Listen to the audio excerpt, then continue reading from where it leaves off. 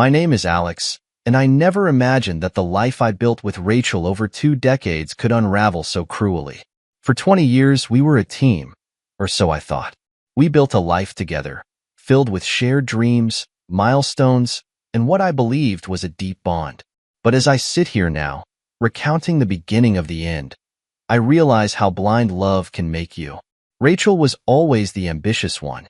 She had the drive, the vision, and a charm that drew people to her effortlessly.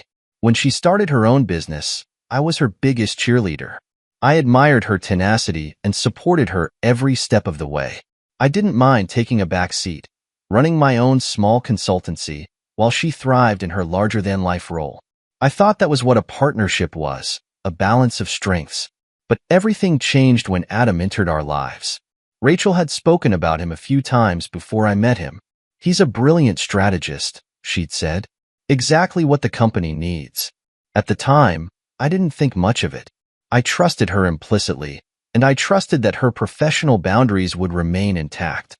The day I met Adam at one of her company events, I understood why she was so impressed by him. He was young, charismatic, and confident in a way that exuded success. I even caught myself admiring the way he carried himself. What I missed, though, was the way Rachel's eyes lit up when he spoke. At first, their late nights and business dinners seemed harmless. "We're landing a big client," Rachel would explain. "This is important for the company." I believed her. Why wouldn't I? But slowly, those nights turned into excuses, and the warmth that once filled our home began to dissipate. She became distant. Conversations were shorter, her smiles more forced. And yet, I held on to the belief that we were just going through a rough patch. Relationships have their ebbs and flows, I told myself. We'd weathered storms before. This would be no different. Or so I thought. One Friday evening, as Rachel prepared for another business dinner, I felt a pang of unease I couldn't shake. She was wearing the dress she knew I loved, but it wasn't for me. Her perfume lingered in the hallway as she left, the same scent I used to associate with our anniversaries and special nights. That evening, I sat in our quiet home, waiting for her return, ignoring the creeping thoughts that told me something wasn't right. When she came home late that night, there was a look in her eyes I hadn't seen before. Guilt? Fear? I wasn't sure, but it was enough to plant a seed of doubt. As she climbed into bed beside me, murmuring a distracted goodnight, I realized I didn't know this woman anymore. The next morning, I convinced myself I was overthinking things. "You're being paranoid," I told myself. Rachel had always been busy, and I had no reason to doubt her loyalty. But the unease lingered, and over the following weeks, it grew impossible to ignore. It wasn't one moment that shattered my trust. It was the accumulation of subtle shifts, the way she started guarding her phone, the sudden surge in her praise for Adam, the way she seemed to drift further away each day. The Rachel I married, the woman who once shared everything with me, had become a stranger in our own home. Still, I clung to the hope that this was temporary, that whatever was pulling her away from me would pass. But deep down, I knew. Something was happening, something I wasn't prepared to face. I told myself I needed to be patient, to give her space. But patience and space weren't enough to fix what was already breaking. Looking back now, I wonder if I had been too trusting, too naive, or maybe I had just been too afraid to see the truth. Whatever the reason, the cracks in our marriage were spreading, and I was about to learn just how deep they went. The first real crack in our marriage came with the subtle shifts in Rachel's behavior. At first, they were easy to dismiss, just minor changes that I chalked up to her busy work schedule. She'd always been the ambitious one, throwing herself into her projects with an intensity that sometimes left me in awe. But this time, something felt different. Something wasn't right. Rachel and Adam seemed to spend an inordinate amount of time together. She'd mention him casually during dinner conversations, but there was a certain enthusiasm in her voice when she spoke about him that I hadn't heard in years. "Adam came up with this brilliant marketing pitch today," she'd say, or, "I don't know how we managed before Adam joined the team." I tried to ignore the way it made me feel. Jealousy wasn't something I had ever struggled with in our relationship. Rachel and I had always been solid. Or so I thought. It wasn't just the way she spoke about him, though. It was the changes in her routine. Rachel, who who used to be home by 7 for dinner, now had late meetings that stretched into the night. Her phone, once left casually on the coffee table, was now glued to her hand or tucked away in her purse. She'd started putting it face down, something she had never done before. And when I'd ask her about her day, her responses became vague, as though she didn't want to share too much. "Just the usual," she'd say, brushing me off with a distracted smile. "You know how it is." But I didn't know how it was. Not anymore. One evening, as we sat in the living room, I noticed her texting someone. Her fingers moved quickly, and her expression was one of amusement. "Who's that?" I asked casually, hoping my voice didn't betray the suspicion I felt. "Just Adam," she said, barely glancing up. "We're going over ideas for the new client." I nodded, forcing a smile. But something about the way she said his name made my chest tighten. It wasn't the words themselves, it was the tone, the familiarity. I couldn't explain it, but it felt wrong. Over the next few weeks, the distance between us grew. Rachel became increasingly preoccupied, and our conversations became surface level at best. She was always distracted, always busy. Even when she was home, her mind seemed elsewhere. I started to feel like a ghost in my own marriage, watching as the woman I loved drifted further away. One night, as we lay in bed, I tried to bridge the gap. "Rachel," I said softly, turning to face her, "is everything okay? You've seemed distant lately."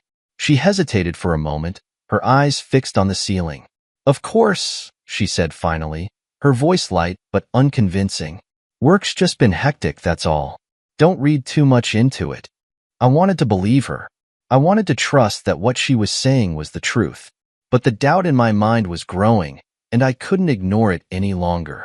It wasn't until I noticed the small things, the way she'd avoid eye contact when I asked her about her day, the way she'd change the subject when Adam's name came up, that I realized I needed to pay closer attention.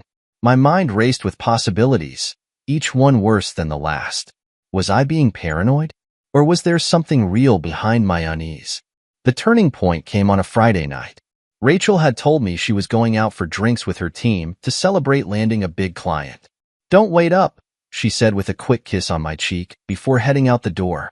I watched her leave, feeling the now familiar knot of anxiety tighten in my stomach. Hours passed, and Rachel still hadn't come home. I texted her once, asking if everything was okay. Her response came nearly an hour later. "Everything's fine. Don't worry about me." But something about the message felt cold, distant. I stayed up, unable to sleep. When she finally walked through the door just after midnight, I pretended to be asleep, though my heart was pounding in my chest.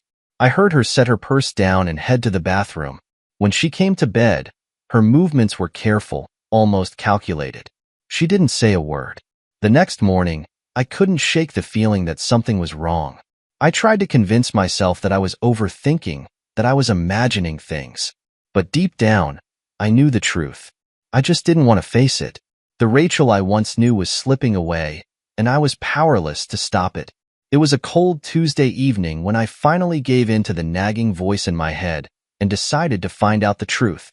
Rachel had left early that morning, claiming she had back-to-back meetings with clients.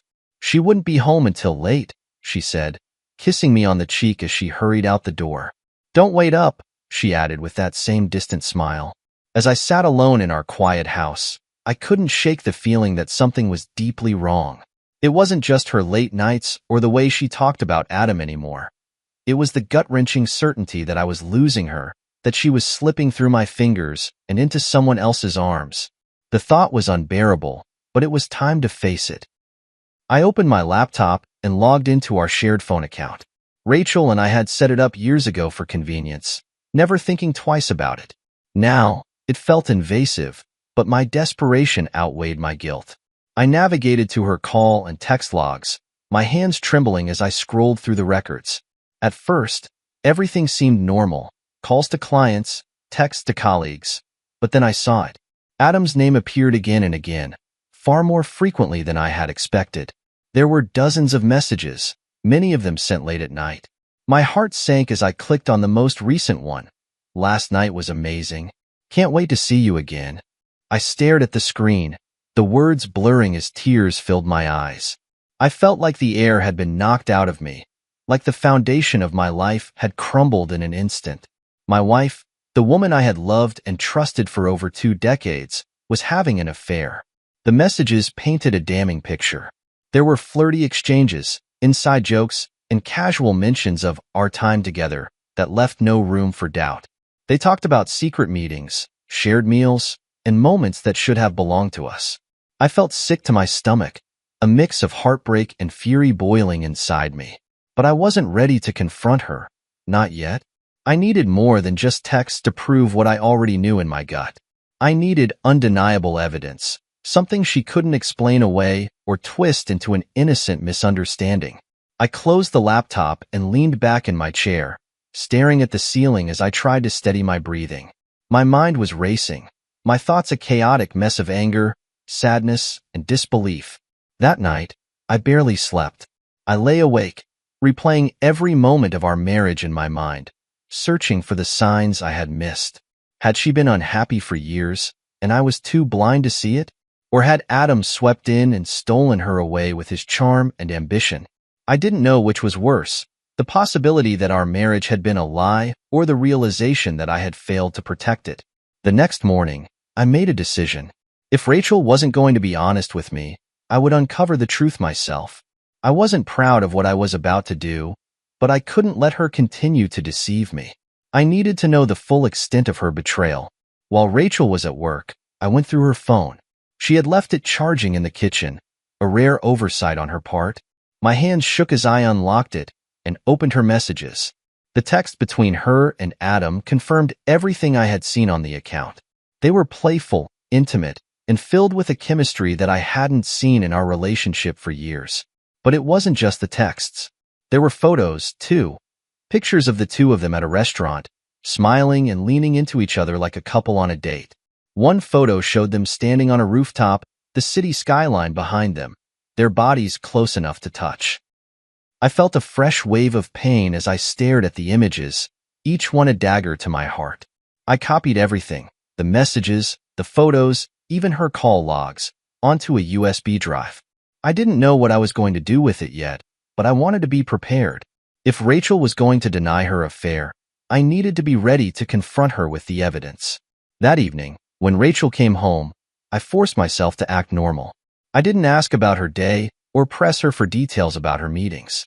I simply watched her, looking for any sign of guilt or remorse. But she was as composed as ever, greeting me with a kiss on the cheek before heading upstairs to change. It was like nothing had happened, like she hadn't spent the day texting another man. I sat in the living room, gripping the USB drive in my pocket as I debated my next move. Part of me wanted to confront her right then and there, to demand answers and make her face the consequences of her actions. But another part of me knew that I needed to wait, to gather more evidence and plan my approach carefully. For now, I would bide my time. Rachel might think she had me fooled, but she was wrong. I knew the truth, and soon enough, she would have no choice but to admit it. The days that followed were an exercise in restraint. Every moment with Rachel felt like a test, a challenge to see how well I could mask the storm brewing inside me. She continued her routine as if nothing had changed. Morning kisses on the cheek, evenings spent working late, and casual small talk at dinner. It was maddening. I kept replaying the texts and images I had found, trying to decipher the timeline of her betrayal. How long had this been going on? Had she ever truly loved me? Or was our marriage just a convenient arrangement? The questions clawed at my sanity, and I knew I couldn't endure much longer without answers. One evening, Rachel came home earlier than usual, her mood unusually buoyant. She kissed me on the cheek as always and casually mentioned, "Adam and I closed a big deal today. It's going to open so many doors for the company." Her mention of his name was like a slap to my face, but I forced a smile and nodded. "That's great," I said, my voice steady despite the turmoil inside me. I wanted to scream at her, to demand an explanation, but I held back. I wasn't ready to reveal my hand. Instead, I decided to take things a step further. That night, while Rachel slept, I installed tracking software on her phone and laptop. It wasn't a decision I made lightly, but I was desperate for clarity. I needed to see the full picture of what she had been hiding from me. The software worked like a charm. Over the next week, I monitored her conversations, emails, and calendar appointments. It didn't take long to confirm what I already suspected. She and Adam weren't just colleagues. They were lovers. Their messages were explicit, filled with plans for secret meetups and professions of affection that made my stomach churn. The breaking point came when I intercepted an email from Adam to Rachel. He had sent her tickets to a luxury weekend retreat, complete with a note that read, asterisk, can't wait to spend some quality time together. You deserve this. Asterisk, my hands trembled as I read his words, the bile rising in my throat. The retreat was scheduled for the coming weekend, and Rachel hadn't mentioned a thing to me. That night, as Rachel sat on the couch scrolling through her phone, I decided to test her. What's your weekend looking like? I asked casually, keeping my tone neutral. She barely looked up. Nothing much. Just catching up on some work. You? Same, I lied, studying her face for any sign of guilt. But she was a master of deception, her expression as calm and composed as ever. Her lie confirmed everything I needed to know. She was planning to spend the weekend with Adam, and she had no intention of telling me. My anger simmered beneath the surface, but I forced myself to stay calm. I wasn't going to confront her yet, not until I had a plan. The next morning, I called in sick to work and spent the day preparing.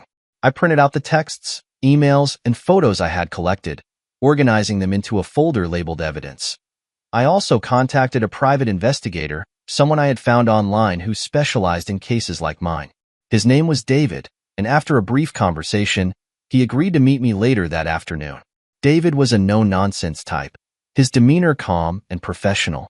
I explained the situation to him, showing him the evidence I had gathered. He nodded thoughtfully as he flipped through the folder. You've got a solid case here, he said.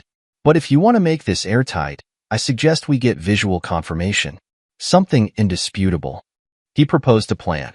We would follow Rachel and Adam to the retreat and capture photographic evidence of their affair. It was risky, but I agreed. I needed closure, and this was the only way to get it. The weekend arrived, and Rachel left early Saturday morning, her suitcase packed and her demeanor cheerful. Don't wait up, she said with a wink as she kissed me goodbye. I watched her drive away, my heart heavy with anger and betrayal. David and I followed her car at a safe distance, using GPS tracking to stay on her trail. She drove to a remote luxury resort, where Adam was waiting for her in the parking lot. My blood boiled as I watched them embrace, their affection on full display.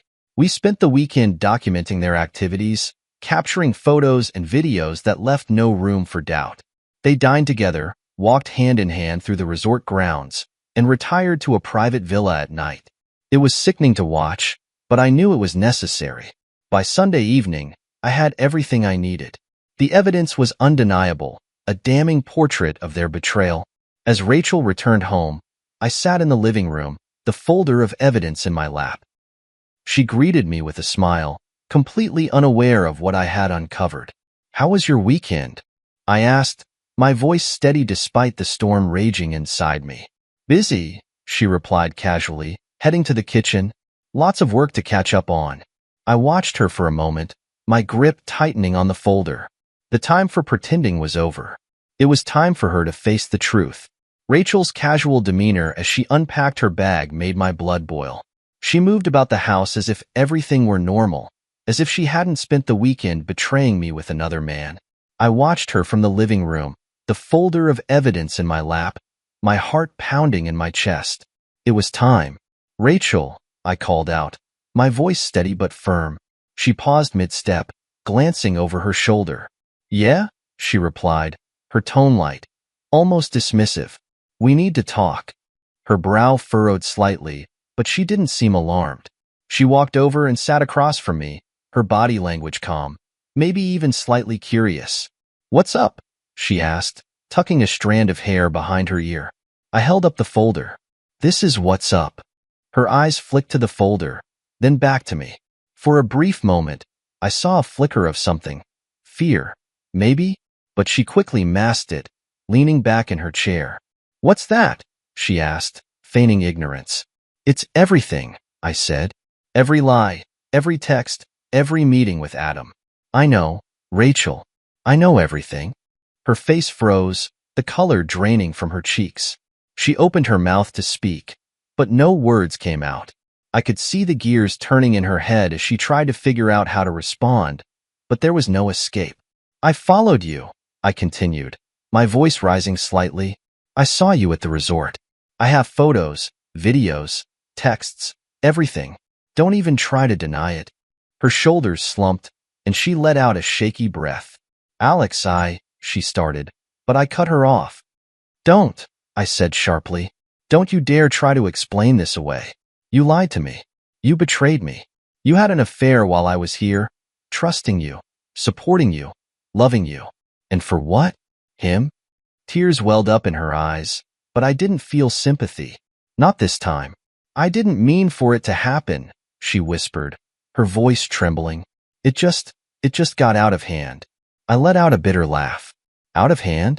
That's your excuse? You didn't mean for it to happen, but you planned secret getaways, sent him flirty texts, and spent an entire weekend with him while lying to my face. How long has this been going on, Rachel? She hesitated, and that was answer enough. Months, she finally admitted, her voice barely audible. It's been a few months. My chest tightened, but I refused to let her see how much it hurt. And what was the plan? I asked, were you going to leave me for him? Or was I just supposed to keep playing the fool while you lived a double life? She shook her head, tears streaming down her face now. I wasn't going to leave you, she said quickly. I swear, Alex. I love you. I made a mistake. A terrible mistake. Please, you have to believe me. I stared at her, the woman I had spent years building a life with, and felt nothing but emptiness. You don't love me, I said coldly. If you did, you wouldn't have done this. Love doesn't look like this, Rachel. Love doesn't destroy the person it's supposed to protect. She reached out, her hand trembling. Alex, please, she begged. We can work through this. We can fix it. I'll end things with Adam. I'll do whatever it takes. Just don't give up on us. I pulled the folder away before she could touch it. You ended us the moment you decided he was worth more than our marriage, I said. There's no fixing this. We're done. Her sobs grew louder, but I stood my ground. I had spent too long doubting myself, too long excusing her behavior and hoping things would get better. But now I saw her for who she truly was, a liar, a manipulator, someone who valued her own desires over the vows we had made. I stood up, holding the folder tightly in my hand. I've already spoken to a lawyer, I said. The divorce papers are being prepared. You'll be hearing from them soon. She looked up at me, her face pale and tear-streaked. Alex, please, she whispered, her voice barely audible. Don't do this.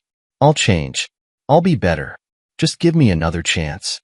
I shook my head, my resolve unshaken. You had your chance, I said, and you threw it away. With that, I turned and walked out of the room, leaving her sobbing on the couch. I didn't look back.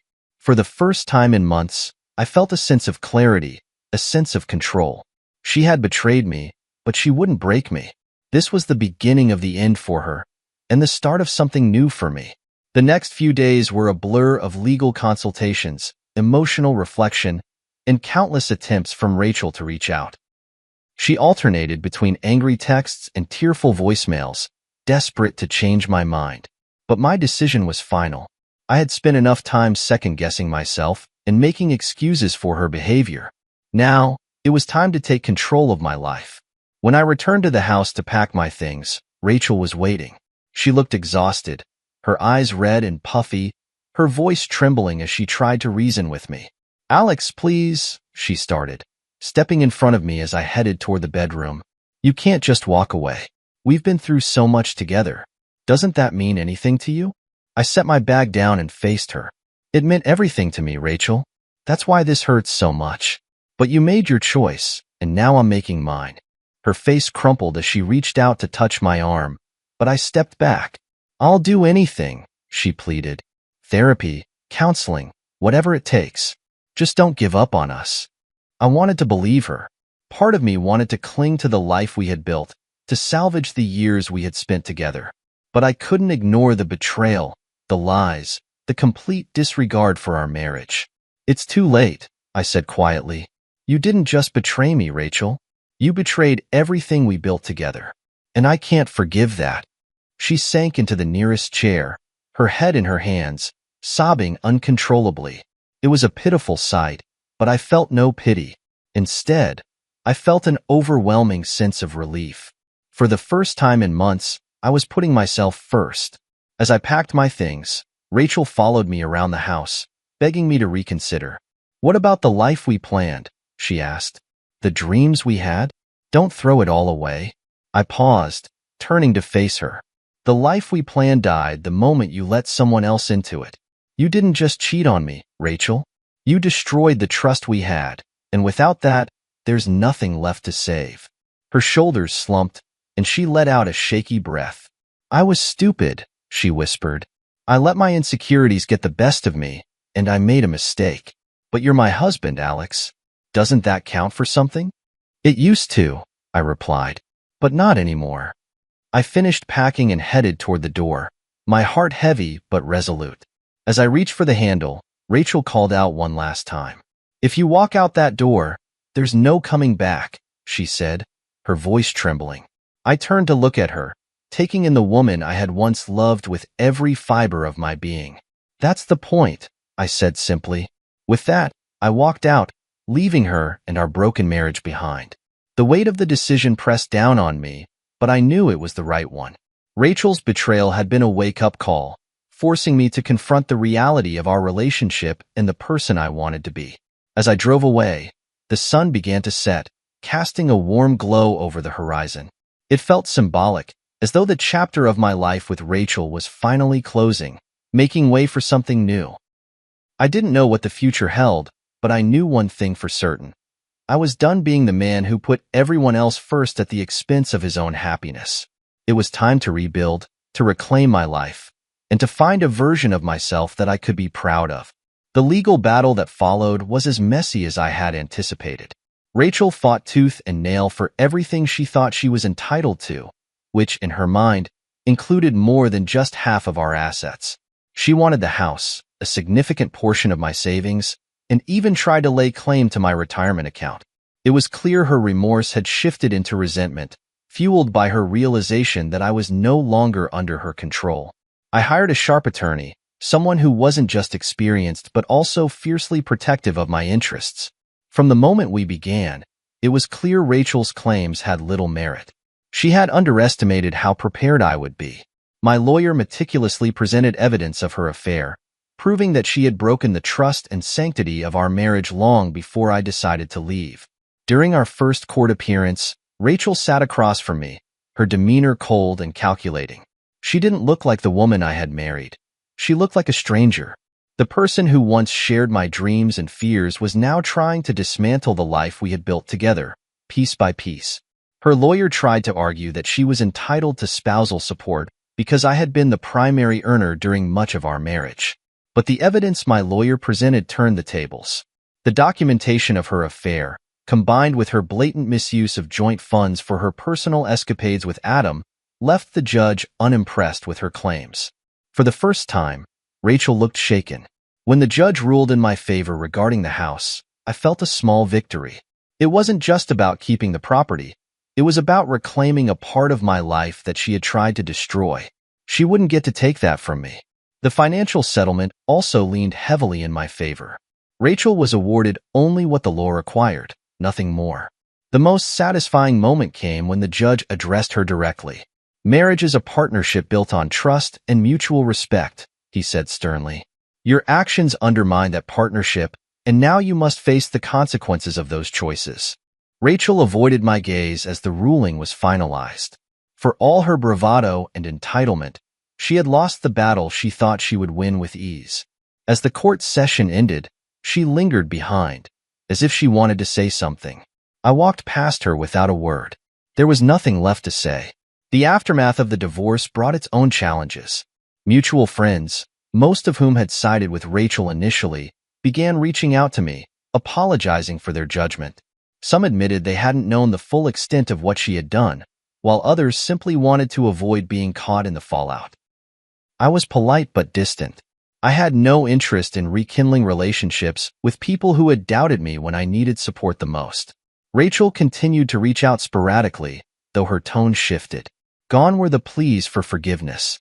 Instead, she tried to justify her actions, painting herself as a victim of circumstances. I was unhappy, she wrote in one message. I needed something more, and I made a mistake. But you didn't have to ruin me. I didn't respond. Her refusal to take full accountability only reinforced my decision to move on. The divorce wasn't about ruining her. It was about reclaiming my life and ensuring that I wouldn't be dragged down by her choices any longer. As the dust settled, I began to feel a sense of liberation. The legal proceedings had been exhausting, but they had also been a necessary step in closing this chapter of my life. For the first time in years, I felt like I could breathe freely. The weight of Rachel's betrayal was still there, but it no longer defined me.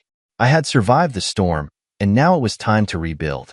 In the weeks following the finalization of the divorce, I found myself rediscovering a sense of normalcy, or at least trying to. The storm Rachel had brought into my life had passed, but the emotional wreckage remained. My days were filled with small victories, clearing out the house, deleting her number, and reclaiming spaces that had once been ours. It was a process, but each step brought me closer to a life that was solely mine. Rachel's attempts to contact me dwindled, though not entirely. She would occasionally send long emails or texts that oscillated between bitter blame and desperate regret. I gave you the best years of my life, one message read. Another claimed, you've turned everyone against me. But my favorite was the one where she tried to guilt me by saying, I hope you're happy living your life alone. The irony wasn't lost on me. She had been the one to destroy the foundation of our marriage, yet she couldn't fathom that I might find happiness without her. It was almost laughable, if it hadn't been so pathetic. I ignored every message, each one solidifying my resolve to leave her and everything she represented behind. One day, I received a message from an old mutual friend. Have you seen Rachel's social media? They asked. I hadn't, and honestly, I hadn't thought about it. Curiosity got the better of me, and I reluctantly logged in to take a look. What I saw was a carefully curated version of her life, a desperate attempt to project an image of happiness and success. She had photos of lavish dinners, new outfits, and what appeared to be a vacation with friends. But the captions told a different story. They were overly cheerful, almost forced, and the comments were filled with people I barely recognized, offering shallow compliments. It was clear she was trying to mask her reality, but it only confirmed what I already knew. She was spiraling. Meanwhile, I had begun to focus on myself. Therapy sessions became less about processing the pain and more about envisioning a future I could build on my own terms. My therapist encouraged me to set goals, personal, professional, and even social. I started running again, something I hadn't done since college, and it felt good to reconnect with a part of myself I had neglected. Professionally, I poured my energy into new projects. Work had always been a refuge for me, and now it became a source of pride. I took on challenging clients, expanded my network, and even mentored younger colleagues. For the first time in years, I felt a sense of control over my career. My successes were mine alone, untethered from the chaos Rachel had brought into my life. Socially, I began to rebuild as well. Friends who had distanced themselves during the divorce began reaching out, apologizing for their silence and offering support. I welcomed some back into my life, while others I let drift away. It was a cleansing process, a way to ensure that my circle was filled with people who genuinely cared about me. One evening, I attended a networking event for work. It was the kind of gathering I usually avoided, but this time I went with an open mind. That's where I met Claire. She wasn't flashy or overly polished like Rachel had always been. She was genuine, with a warm smile and an easy laugh that immediately put me at ease. We talked about everything and nothing, work, books, travel, and for the first time in a long time, I felt a spark. I didn't rush into anything with Claire. After everything I had been through, I was cautious. But there was something about her that made me want to take a chance. She didn't ask about my past, didn't pry into my wounds. Instead, she seemed to see me for who I was in the present, a man who had been through hell but was still standing. As I drove home that night, I felt something I hadn't in years: hope. It wasn't just about Claire, though meeting her had been a highlight. It was about the realization that I had a future to look forward to, a future free from the toxicity of my past. Rachel's shadow no longer loomed over me. Her attempts to disrupt my peace had failed, and her life, as far as I could tell, was a tangled mess of her own making. I didn't feel sorry for her, but I didn't hate her either. I had let go of the anger, replacing it with something much more powerful: indifference. The days turned into weeks, and the weeks into months. Each step I took felt lighter, as though I was shedding layers of pain and regret. My life was far from perfect, but it was mine. And for the first time in a long time, that was enough. Months had passed, and life had settled into a rhythm that felt refreshingly simple. Each day was an exercise in reclaiming the parts of myself that had been buried beneath years of Rachel's manipulation and betrayal. I no longer woke up with a pit in my stomach or carried the weight of her actions on my shoulders. Instead, I focused on the future, my future. Claire and I had started seeing each other more regularly. What struck me most about her was her authenticity. She didn't try to fix me or dig into the wounds left by Rachel. She simply allowed me to be myself. We spent hours talking about everything from our favorite childhood memories to our aspirations for the future. For the first time, I felt seen, not as a man recovering from betrayal, but as someone worth knowing for who I was. Meanwhile, Rachel's attempts to re-enter my life had dwindled. The occasional email or text still came through, but they were fewer and farther between. Each message followed the same pattern: apologies laced with thinly veiled self-pity, pleas for forgiveness, and subtle jabs meant to stir guilt. I ignored them all. Her power over me had evaporated, and I refused to let her claw her way back into my life. Work had become a source of pride and purpose. The projects I took on were challenging, but they reminded me of my capabilities. My team began to rely on me more, and I found myself stepping into a leadership role I hadn't anticipated. I even gave a presentation at a regional conference, something Rachel would have scoffed at during our marriage. Standing on that stage, sharing my expertise, felt like a reclamation of the confidence she had eroded over the years. One evening, as I was going through some old boxes, I stumbled upon a photo album from the early years of my marriage to Rachel. The smiles in those pictures felt distant, almost foreign, as if they belonged to another lifetime. I lingered on one photo of us at the beach, arms wrapped around each other, the sun setting behind us. For a fleeting moment, I felt a pang of sadness, not for Rachel, but for the man I had been. He had loved deeply, trusted completely, and believed in forever. That man was gone, but in his place stood someone stronger, wiser, and far less naive. My phone buzzed, pulling me out of my thoughts. It was a text from Claire. "Dinner tomorrow? My treat this time. I found a new Italian place I think you'll love." I smiled, the heaviness of the past giving way to the lightness of the present. I replied with a simple, "Sounds perfect. Can't wait." The next day, I received an unexpected call from a number I didn't recognize. Against my better judgment, I answered. It was Rachel. Her voice was different, strained, desperate. "Alex," she began, "I need to talk to you. Please, just give me 5 minutes." I hesitated.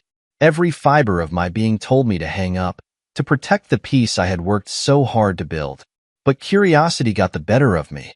"What is it, Rachel?" I asked, my tone flat and unyielding. She launched into a tirade of apologies, recounting how much she regretted everything she had done. She claimed her life had fallen apart since the divorce, that she had realized what she lost and wanted to make amends. "I've changed, Alex," she said, her voice cracking. "I just want a chance to prove it to you." I listened, not out of sympathy, but to remind myself of how far I had come. Her words no longer stirred anger or pain. They simply sounded hollow. When she finished, I took a deep breath and said, "Rachel, I'm glad you've had time to reflect, but I've moved on. I suggest you do the same." Before she could respond, I ended the call. It was the closure I hadn't realized I needed. For so long, I had carried the weight of her betrayal, but in that moment, I let it go. Rachel was no longer a part of my story. She was a chapter one had finished, one that no longer had any hold on me. That evening, as I sat across from Claire at the Italian restaurant, I felt an overwhelming sense of gratitude, not just for her, but for the journey that had brought me here. The pain, the betrayal, the heartbreak, it had all led to this moment. I had emerged from the storm stronger, wiser, and ready to embrace whatever came next. As we toasted to new beginnings, I realized that for the first time in years, I wasn't looking back. My eyes were firmly on the horizon, where the future awaited with open arms. The day started like any other, but there was a distinct sense of calm I hadn't felt in years. For once, my thoughts weren't clouded by regret, betrayal, or unanswered questions. It was as if the weight of the past had finally been lifted. Life had become simpler, lighter, and far more fulfilling than I ever imagined it could be after everything I'd endured. Claire and I had continued to grow closer, and our connection was something I never thought I'd find again. It wasn't flashy or complicated. It was grounded, genuine, and real. She didn't ask about Rachel or dwell on my scars, and I loved her for that. Being with her reminded me that life had so much more to offer than I had once believed. On this particular morning, I found myself walking through the park near my house, a routine I'd developed over the past few months. The air was crisp, the trees were alive with autumn colors, and the sound of children laughing in the distance brought an unexpected smile to my face. It was a stark contrast to the dark days I'd spent feeling like I was stuck in a fog. This was peace, and I embraced every second of it. As I sat on a bench overlooking the lake, my phone buzzed in my pocket. I pulled it out, expecting a message from Claire, but it was from a number I didn't recognize. My heart sank for a brief moment as I opened the message. "Alex, it's Rachel. I know I shouldn't be reaching out, but I need you to hear this." I stared at the screen, debating whether or not to delete the message without reading further. Against my better judgment, I opened it. I've been reflecting on everything, and I realize now how much damage I caused. Not just to you, but to myself. I lost the best thing that ever happened to me, and it's a pain I have to live with every day. I don't expect forgiveness, but I needed to tell you how sorry I am. I hope you found happiness, and I'll always wish you the best. The message didn't spark anger or sadness. Instead, I felt a sense of closure. Rachel's words, while too little and far too late, were the final piece of the puzzle. She was finally acknowledging the harm she'd caused, and for the first time, I believed she truly meant it. But her apology wasn't for me. It was for her. And I didn't need it anymore. I deleted the message and slipped my phone back into my pocket. Rachel's chapter in my life was over, and I had no desire to reopen it. My story wasn't about her anymore. It was about me, about what I'd built after the storm. Later that evening, I stood in the kitchen with Claire, chopping vegetables for dinner. She laughed at one of my terrible jokes, her laughter filling the room with warmth. It was moments like this that reminded me of how far I'd come. This was my new reality, one filled with love, laughter, and the kind of joy I thought I'd never feel again. As we sat down to eat, Claire reached across the table and took my hand. "You seem different today," she said, her eyes filled with curiosity. "I am," I replied with a smile. "For the first time in a long time, I feel free." Her smile mirrored mine, and in that moment, I knew I had everything I needed. The pain of the past had shaped me, but it no longer defined me. I had rebuilt my life, found happiness, and rediscovered the man I was always meant to be. After dinner, we stepped outside to watch the sunset. The sky was painted in shades of orange and pink, a breathtaking reminder of the beauty in life's simplest moments. As the sun dipped below the horizon, I wrapped my arm around Claire, feeling a sense of peace that words could never fully capture. The past was behind me, and the future stretched out before me, full of endless possibilities. I wasn't looking back anymore. I was exactly where I was meant to be, and for the first time in years, I was ready to embrace it.